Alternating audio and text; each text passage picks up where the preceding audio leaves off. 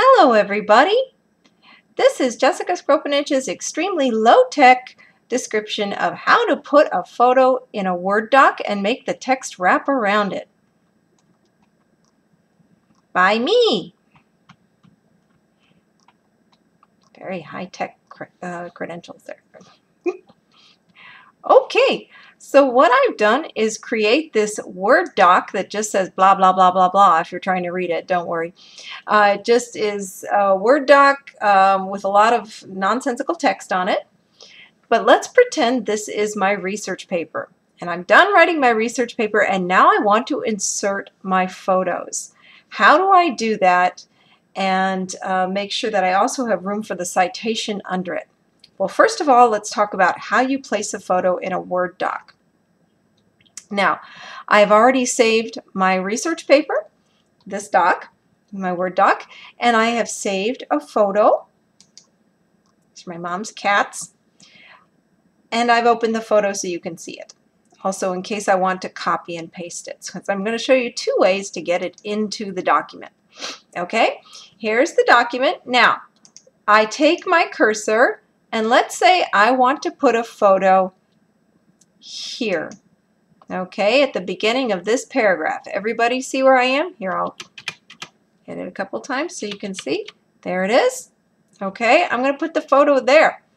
So now I'm on Windows 7 with this computer. Approximately the same ribbons work on Windows 10 and Windows 8, but you go up on Word and click Insert, wherever is Insert, and then you click on Picture. And I go in my case, I go into my documents and I have my practice photo here, and I click Insert. And there are my mom's cats. Now, I'm going to click Control-Z so it backs it up and pretend it never happened. You can also put the photo into the text by opening the photo or taking it directly from a site, etc. And right-clicking on the photo. This is all in Windows, by the way. Click Copy. Go back to the text in the Word doc and exactly where you want to place it. Right click and hit paste. There's the photo. Okay?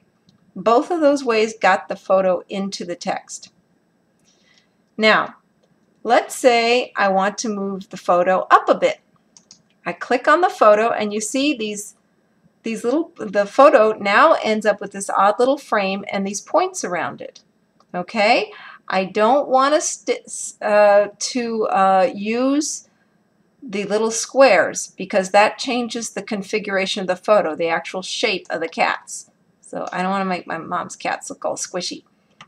Okay, but I can make the photo smaller or larger, keeping the proportions by going to the corners where the circles are. And I can make the photo smaller. I can make it larger. I can also put my cursor in the middle of it, hold down the left key, and I can move it up a paragraph if I wish to. Okay? Now, let's say I like the photo big. Okay? There it is, big. What I want to do is put my cursor just after the photo and click Return to make a couple of lines below the photo. Okay, see that? Put my cursor back up there and I put the citation for the photo just underneath it, highlight it, and make it italic. Making my citation under the photo italic differentiates it from the rest of the text so it doesn't confuse people. You can also add an extra line just to make very sure that there's no confusion between the citation for the photo and the rest of the text as it continues on. Okay, now I'm going to back this up, put this back.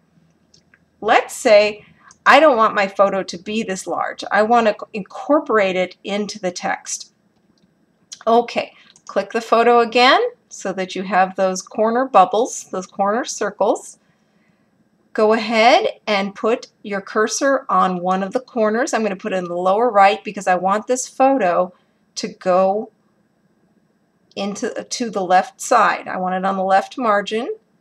Okay, and what I'm going to do, put my cursor on that bubble, hold it down, hold the left key down, and then drag it to make it smaller.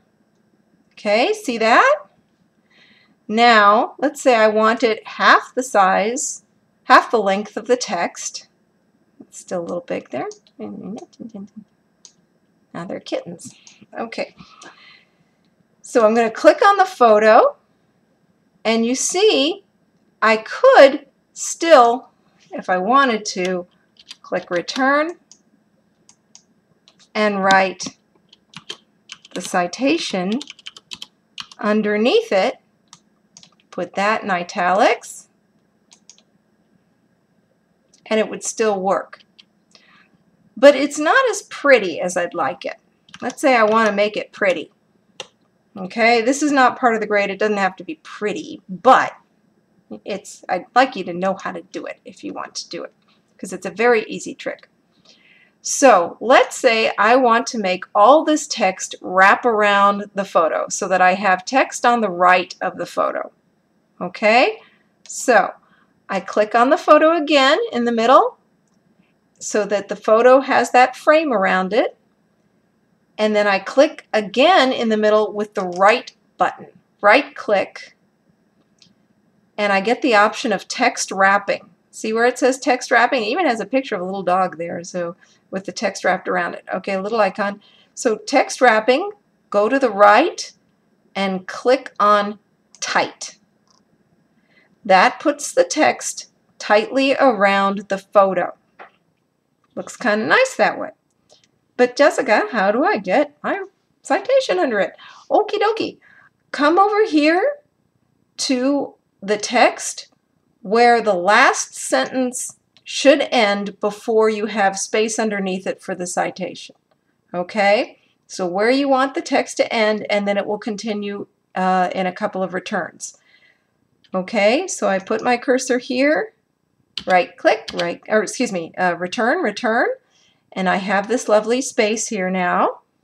I come over here, put my cursor to the left, and now I can put citation here and put it in italics. And it's still understood this is under this photo, but the text jumps from here and continues over here.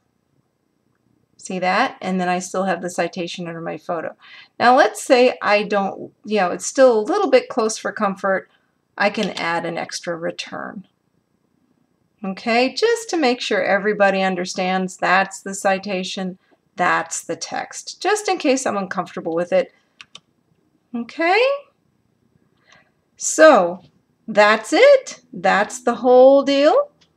And that's the end of my video. Thank you very much for watching, and I hope you like my mom's cats.